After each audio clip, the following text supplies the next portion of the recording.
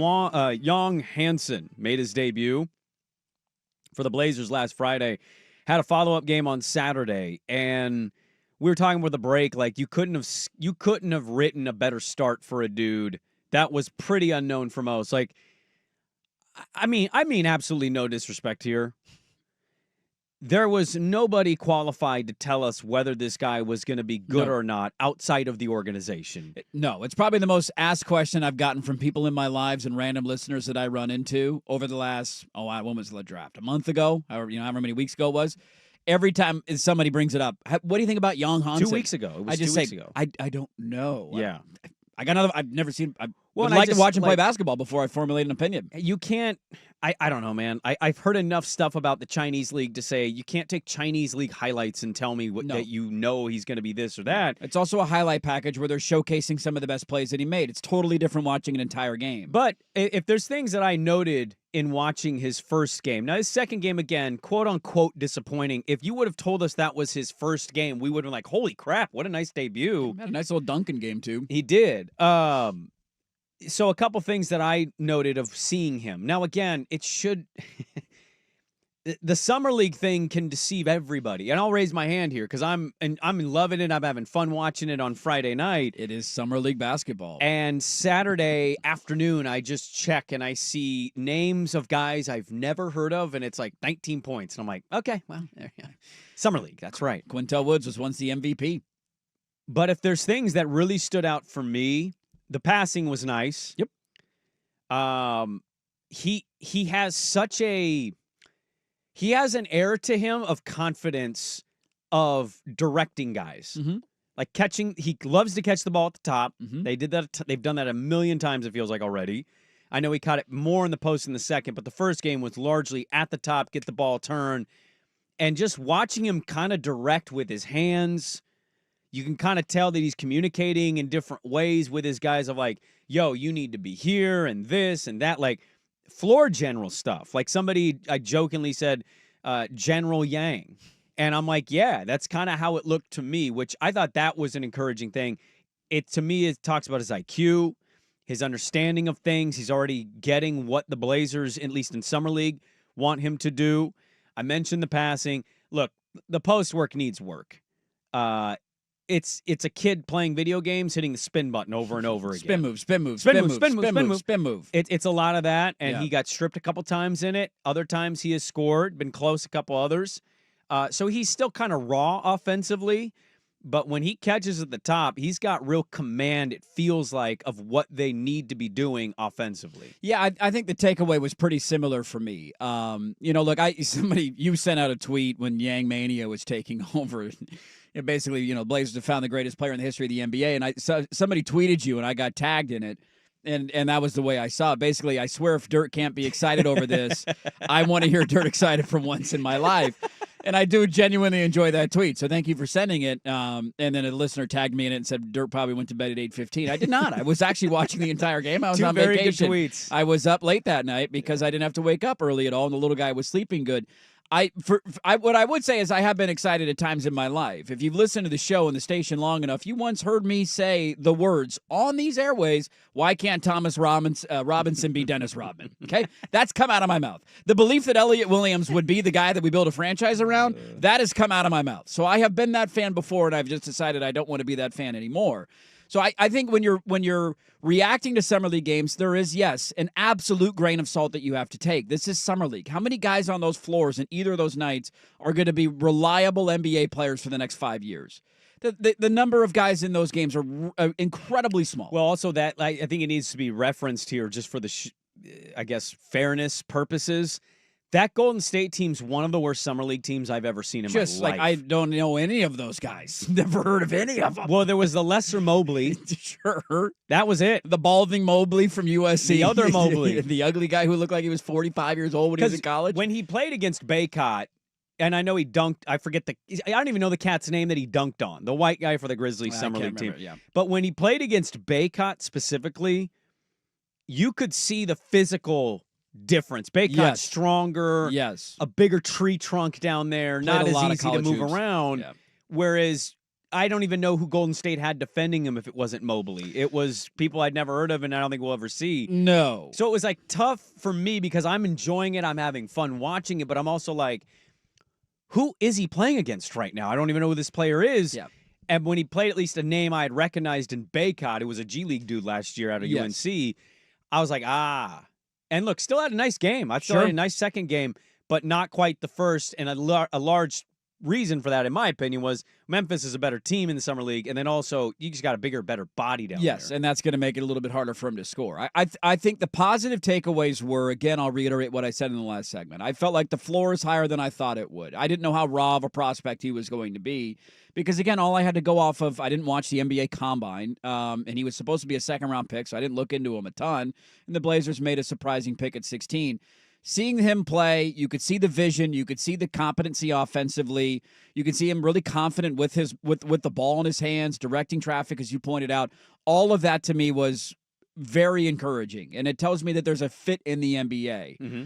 And that's the only box that I was genuinely looking to have checked out of the opening weekend of summer league. You want to take away and say that guy can play actual rotational minutes. Like, can for you play Portland this guy in year? the NBA next year? Yes. And I feel like I can answer the question out of the weekend and say yes. Now, the whole Chinese Jokic thing, like, I know that a lot of it is tongue in cheek. If any of you are serious, for the love of God, don't do it to yourself. That's just I know. There are people, though, that believe it and say, well, now I can see the comparisons because he can pass. It's like, yeah, dude, there's a lot of, like, to me, a more fair comparison out of the opening weekend of Summer League, to be honest with you, is an end of his career in Portland, Arvydas Sabonis. A guy who doesn't move that well, might knock down a three if you leave him open, incredible passer, but, you know, it's kind of like Chinese Sabas. Chinese Sabas to me is a more apt comparison to a guy who I'm shot excited either way. You didn't do anything there. 30, 10, and 10. You may have just made it worse. Yeah, that'd make it worse. made it worse. One of the greatest centers we've ever seen in the history of the league in Jokic. Like, I think his offensive game is incredibly raw.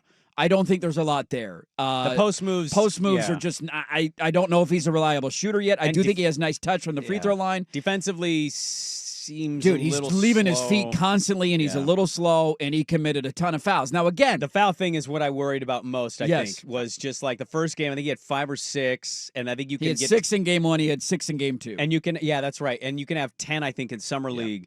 I just kept thinking like, ooh, That's a lot of fouls. If you're getting 6 fouls in summer league. Yeah. Those cagey vets are going to be able to easily get you into 3 fouls in 5 minutes in the NBA. But again, none of this is meant to be negative, which I'm sure some, Kool-Aid drinking Blazer fans will view it as. It's not like he's a raw prospect. He's a rookie. He's like, it's going to take time.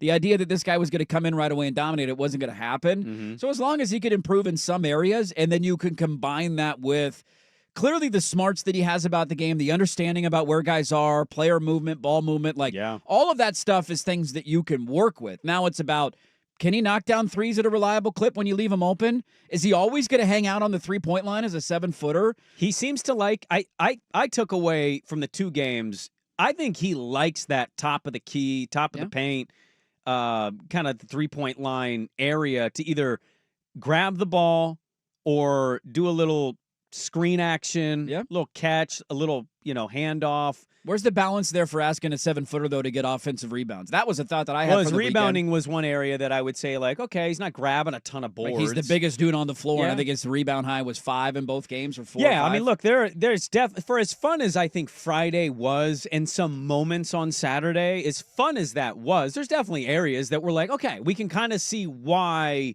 he's projected where he's projected. Yes. But I can also see the flip side of, I can understand Portland's interest. Oh, now, I get what they saw in it, yeah. That doesn't make the pick the right choice. If Cedric Coward is a great rotational player in Memphis, or Carter Bryant, who's had a nice defensive start in Summer League for himself, if those things show that those are really good role guys, we might rue the day.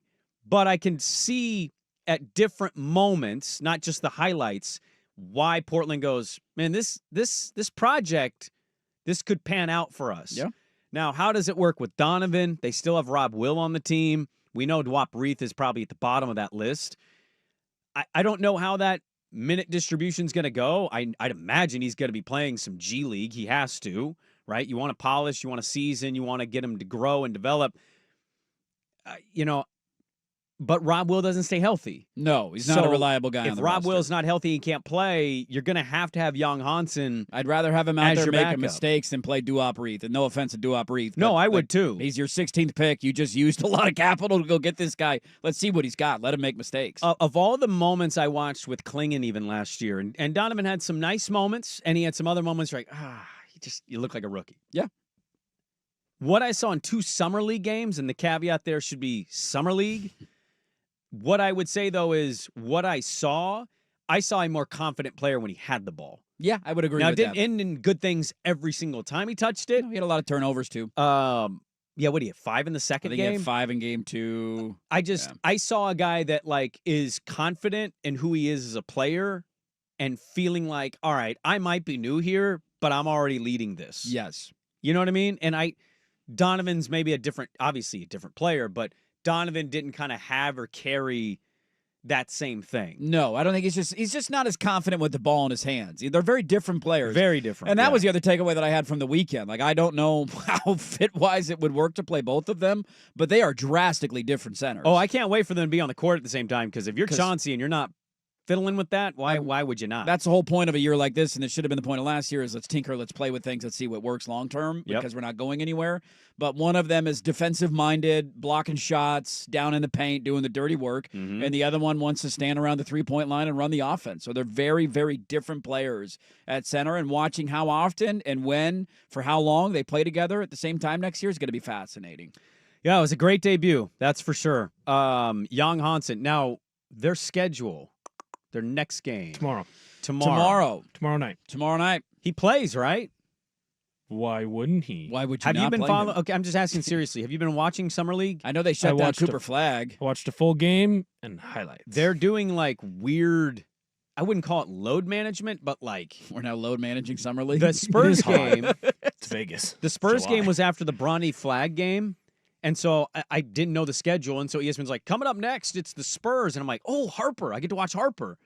And they teased it. And then right before the game started, the sideline reporter basically was like, Dylan Harper's not going to play tonight. And the Oh. broadcaster was like, all right, well, we look forward to his debut on Saturday. And I'm like, Why would you not turning play this him? game off. Why would you not play him in Summer League? They was dealing with an injury, and they said they Oh. were saving him for Vegas. And Oh, then his first God. Vegas game came, and they're like, we're going to wait for Cooper. Bunch of candy asses out Yeah, there just now. it kind of feels a Get little your candy ass on the asses. floor and play Yeah. the game. Gen Z. What are we doing? Soft, Bunch of soft. softies. Everybody wants a trophy now. Nobody wants to work. That's exactly what the problem is. Sit at home. You know who wants to work? Young Hansen. Young Hansen wants to grind. And then he wants to sleep and play video games. That's all he wants to do, That's man. all he wants. I want to know if he got the new NCAA football. Who's his dynasty with? Who did he start one? I want to know. We end up having a real deep conversation about how do his taxes work? Oh, that's a good question. How do my taxes work, boys? Well, You're paying taxes. Your taxes are doing wrong. You're doing your taxes wrong. You're doing I pay wrong. in person. I I pay know. in person. They're not I feel doing it confident. right. I I'll pay do in your person. taxes. You can No, pay but me next year. You want me to do your taxes? How for you? does a Chinese pay me what you player rate. handle the taxes? Because he gets taxed in Oregon, I don't know. It's a and great then que- what does China take? We also Yeah. gets taxed in every state he plays a game. Yes. in. Every state you play a Game game and you checks. get game check tax in Yeah. that state. And then you pay your Is tax he in beginning, Oregon. Is he coming over as like full-time resident? Is he going back to China? Is he like a dual citizen? Like, what's he going to do? I don't know. I had Chinese tax questions. We Yeah. got into that conversation. I mean, communist country. I'm sure they take a lot in China, but I I don't know. imagine so. I don't know how that all plays But out. he also is a hero. He is also a hero. And one more question, then we'll go to Ciancia. Was Yao Ming's name Ming Yao, but he did it backwards, or was he different? Ming Yao would be a cooler name. Well, Yao Ming, though, I think was his actual first and last name, And he- whereas here we're doing it backwards. And they said it was because of Chinese customs. I thought it was. Oh, His name is Hansen Yang. are you sure about that? Yeah, Okay. but they reversed it. They Missy Elliott'd it. They put the thing down, flipped it, and reversed it. And then people said it incorrectly. And then we were corrected. I'm really depressed. It's not Yang. I mean, we can't. Yang would be cooler. Yang Gang. Yang. I'm still a Gang. Yang. Yang Gang would be cooler. Yang Bang, Yang Gang. I mean, I'm here for I'm on. Yang, but I'm a fan of Yang.